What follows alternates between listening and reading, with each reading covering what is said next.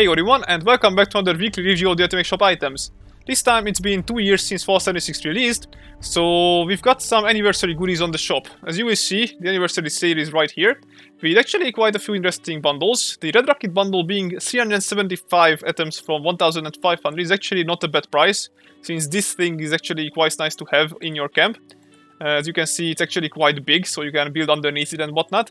And it can be interacted, if it gets destroyed, then the rocket gets flown into the sky and explodes like a proper rocket. As well as having the garage door and some miscellaneous things like the bed, the Pip-Boy skin and the Volt's jumpsuit, the Red Rocket jumpsuit. The Blood Eagle bundle is here with also quite a bit of discount. The Big Game Hunter bundle is here. The Hero Statue set is back, which actually has 3 variants, as you can see. And this is interactable to actually, have an explosion when you interact with it. So that's kind of cool, I guess. The Flyboy bundle is back again. And another bundle that's back, it's not actually a bundle, but they are bundled items, so to speak, are the Thanksgiving ones.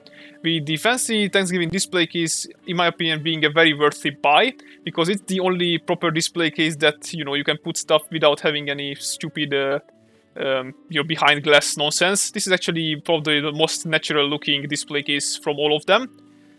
We've got some voting items, but these are just the ones that have been here for previous weeks now. We've got a free military 76 berry.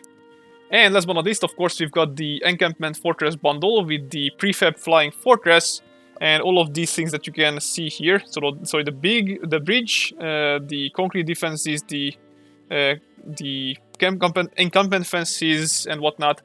So yeah, just all of these basically. So let's buy it and see how they look in game, shall we? Alright, so we are here back at our camp, and as you can see, this prefab is absolutely massive. I mean, look at it. It's probably the biggest prefab we've ever gotten, even bigger than the Brotherhood of Steel station. Sadly, you cannot enter from the rear, so this door here is boarded up and you cannot interact with it. However, the front part does have a pretty huge kind of stair that goes into the ground, so even if it's built on an elevation, given its size, you can still make it so that the stair will actually touch the ground. So once you go inside, this is the door that comes with it, the Flying Fortress door. So you can come in, and as you can see, it's quite spacious. However, it's a bit tighter than you would expect, given that these sides are kind of cut off with these walls. But at least you can build on these, and as far as I saw, there is not much clipping issues and whatnot. So for example, here is a wall decor. This one is gonna pop itself right there if you put it correctly.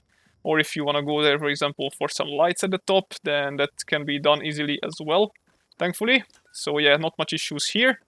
Not many issues, rather. And let's look at these little thingamabobs. These traps, or whatever you call them. You're gonna find these at the defense section. And I actually tried out, and this is how close you can place them to the already existing concrete defense sections. There is gonna be a bit of a gap, but as you can see, it doesn't really let it get much closer. Actually, no, sorry. It does let it closer, but only if you place down the pike first, and then move towards these sort of defenses, as you can see. So it's kind of again the build order that matters. This one can get quite close, given its shape and whatnot as well.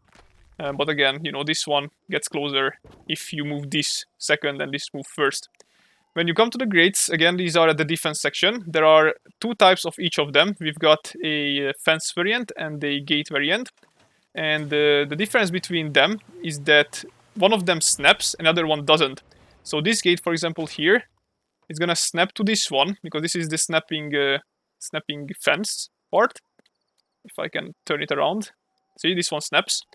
This fence is the non-snapping fence. So even though the door is snapping, the fence isn't gonna snap to it, because the fence is a non-snapping variant. So only gonna snap if both of them are the snapping variant. Again, same deal with this one. This is the fence that's non-snapping, and it does not snap to the door frame. I tried it out. I'm not gonna show it right now because it's a bit conglomerated, but you get what I mean. It's nice that you have options, because fences usually are very bothersome to deal with.